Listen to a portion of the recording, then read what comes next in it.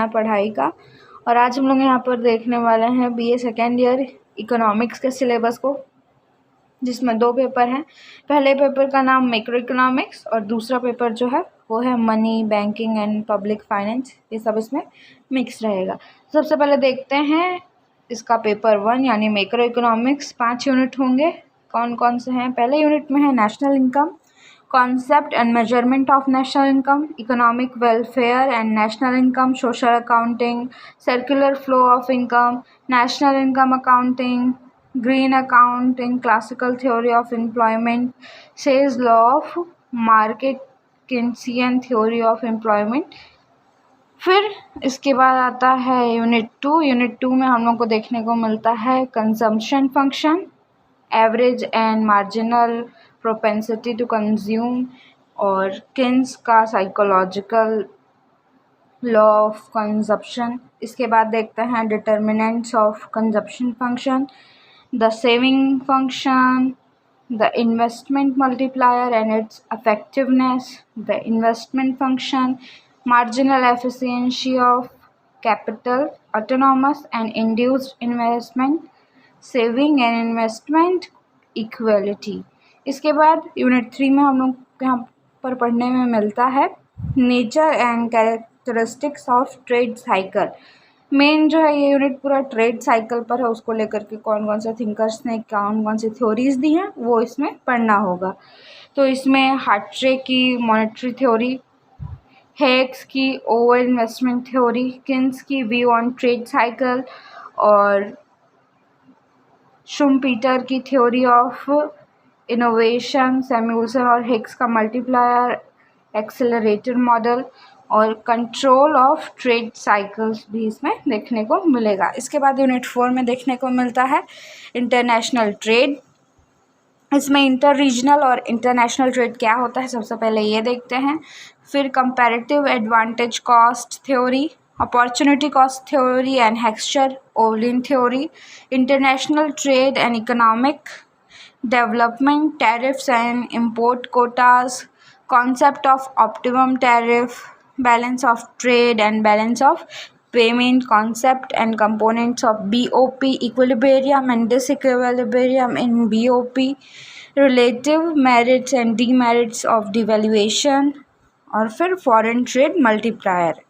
इसके बाद यूनिट 5 में देखने को मिलता है यहाँ पर functions and objective of international monetary fund, world bank and world trade organisation, international monetary reforms in India, foreign trade in India, recent change in the composition and direction of foreign trade, India's balance of payment, export promotion and import substitution in India।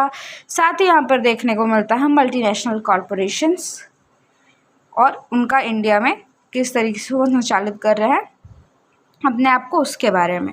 फिर उसके बाद यहाँ पर आप लोगों को नीचे कुछ बेसिक रीडिंग लिस्ट दिख रही होगी, इसमें से आप प्रेफर कर सकते हैं पढ़ना, वरना जो भी आपके पास बेसिक बुक हो कॉलेज में जैसे लाइब्रेरी में होती है वहाँ से भी आप इसको पढ़ सकते हैं या फिर हमारे चैनल से इसका वीडियो देख सकते हैं। फिर उसके बाद पेपर 2 जो है वो है मनी, बैंकिंग और पब्लिक फाइनेंस को मिला जुला कर बनाया हुआ पेपर। इसमें यूनिट 1 में हम लोग को देखने को मिलता है बेसिक कॉन्सेप्ट ऑफ मनी। इसमें मीनिंग, फंक्शन और ग्रेशम का law, quantity theory of money, cash transaction and cash balance approaches, value of money, inflation, deflation and reflation, types, cause और effect जो होता है इसका इकोनॉमी पर, उसको हम लोग इसमें देखेंगे। इसके बाद आता है demand pull and cost push inflation और मेजर ऑफ कंट्रोल इन्फ्लेशन, कैसे कंट्रोल कर सकते हैं। फिर फिलिप्स कर्व देखने को मिलेगा। फिलिप्स कर्व बहुत इम्पॉर्टेंट रहता है आपके आगे की पढ़ाई के लिए भी और उससे क्वेश्चन भी काफ़ी बनते हैं, तो उसको ध्यान से पढ़िए। और ऐसे मनी वाला जो चैप्टर है वो इजी है, आपको आसानी से हो जाएगा यार। उसके बाद है कॉन्सेप्ट ऑफ डिमोनेटाइजेशन। यूनिट 2 देखते हैं। यूनिट 2 में यहाँ पर कमर्शियल बैंकिंग देखेंगे, meaning and types, function of commercial bank, the process of credit creation, purpose and limitation, liabilities and asset of banks, evolution of commercial banking in India after independence, a critical appraisal of the progress of commercial banking after nationalization, function of central bank, इसके बाद quantitative और qualitative method of credit control, bank rate policy, open market operation, variable reserve ratio and select methods. उसके बाद role and function of the reserve bank of India, ये भी काफ़ी important रहता है, इसके ऑब्जेक्टिव्स, लिमिटेशन, मॉनेटरी पॉलिसी, इन सबको हम लोग देखेंगे। इसके बाद देखते हैं यूनिट 3। यूनिट 3 में हम लोगों को देखने को मिलता है meaning and scope of public finance. इसमें इसका क्या मतलब होता है, उसका क्षेत्र कौन कौन सा होता है, और उसके बाद distinction between private and public finance, public goods versus private goods, और इसमें एक और होता है मेरिट गुड्स, उसके बारे में भी पढ़ना होता है। The principle of maximum social advantage, role of the government in economic activities, public expenditure, meaning, classification और प्रिंसिपल्स जो हैं इसके।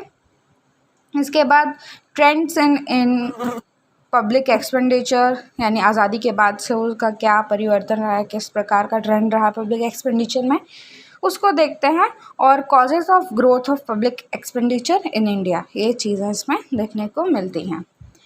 Unit 4, sources of public revenue, taxation, meaning, cannons and classification of taxes, division of taxes burden, the benefit and ability to pay approaches, impact and incidences of tax, taxable capacity, effects of taxation, characteristics of a good tax system, equality and justice in taxation, major trends in tax revenue of the central and state government of India। इसके बाद unit 5 में देखने को मिलता है public डेब्ट and financial administration. इसमें पढ़ते हैं sources of public borrowing, effects of public डेब्ट, मेथड्स ऑफ डेब्ट redemption, the public budget, kinds of budget, economic and functional classification of the budget and preparation and passing of budget in India। तो budget कैसे बनता है, किस किस type के budget होते हैं, इसकी प्रक्रिया क्या होती है बनने की, ये भी काफ़ी इंपॉर्टेंट है, यहाँ से क्वेश्चन हमेशा देखने को मिलता है। इसके बाद आपको दिख रही होगी स्क्रीन पर रीडिंग लिस्ट, जिसको आप चाहें तो प्रेफर कर सकते हैं। मिलते हैं अगले वीडियो में, तब तक के लिए जुड़े रहें स्टडी स्केल के साथ। Thank you.